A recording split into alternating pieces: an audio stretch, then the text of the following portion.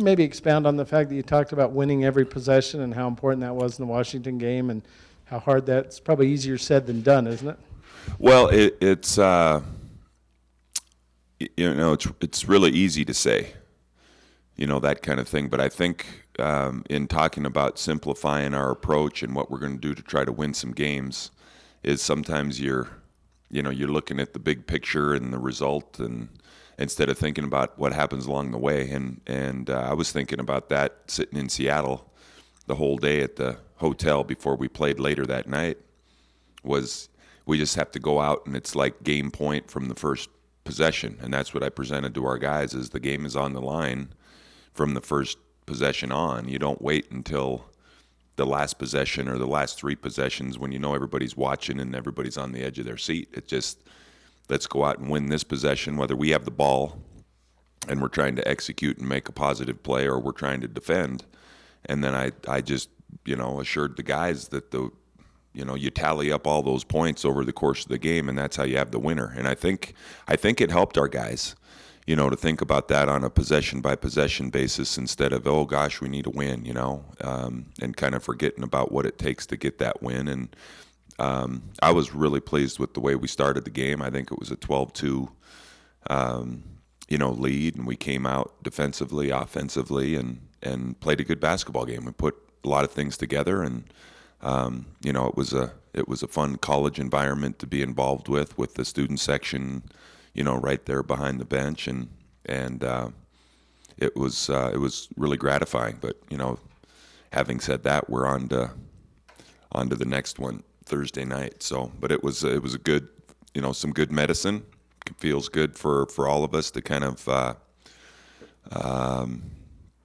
validate some of our efforts and getting a W and think about things with a little more positive light. Coach, I thought, I don't know what the count was, but you guys took the shot clock down to under 5 several times, and yet still shot a really good percentage and scored over 70 points. Is this something we're going to see more in the future of running the clock down? Well, we weren't trying to do that. I think the credit there goes to Washington's defense. There were plenty of possessions where we scored early, too, in the game. We got first, second option shots in the game, but, their defense, and that's what they were kind of they were kind of building some of their record based on their defense. They went in on the road and won their first 3 road games, and they defended Stanford and Cal and Washington State as well as anybody in terms of defense. So, we didn't go in there with the idea, hey, let's make sure we get this clock down under 5 seconds before we shoot. But we managed to make some plays. I thought it was good. We stayed aggressive and ran our offense. Kind of had the initial set. And then the secondary part of our offense, which we didn't put the ball under our arm, and then we got to a late clock situation, and guys continued to make plays. So we'd like to score earlier if we could, but a lot of that's going to be based on, the intensity and what we're dealing with the opposition's defense. One of the things that you guys did extensively in Washington was you played Brandon and you played Glenn together for extended minutes, and that's a really small backcourt, but it worked really well defensively and offensively. When did you guys make that decision, and is that something that you guys could look towards down the road? Well, I think Brandon's he's a point guard. Brandon's not a 2.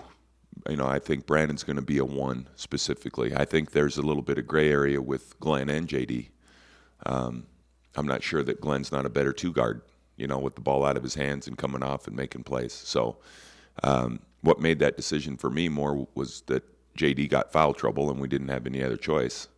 And then it ended up working out pretty well. Glenn was dialed in defensively, as they both were, and Brandon gave us a big lift offensively. So, it wasn't anything, a master scheme that we talked about, but we did talk about it. Brandon's playing, well, that's the point guard. You can play Glenn or potentially JD at the 2 and move guys down the ladder a little bit that way. So the key for us, we will be small a lot of times in the backcourt, if our ability to defend. And I thought both those guys did a great job chasing people off of screens. And sometimes it depends on the type of team you're playing. If you're playing a team like Washington or like Cal, where they're trying to get the Crabs and the Cobbs and the C.J. Wilcox's shots by screening them, I don't know if it really hurts you that you're small trying to get through some of those screens.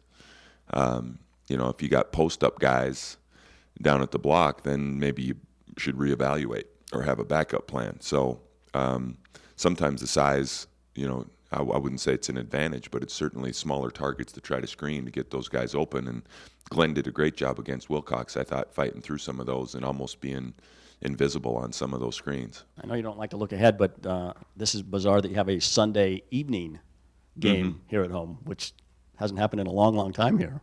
Yeah, no, we're curious to see. Stanford will be in town, and trying to get creative to get some people out and watch the game.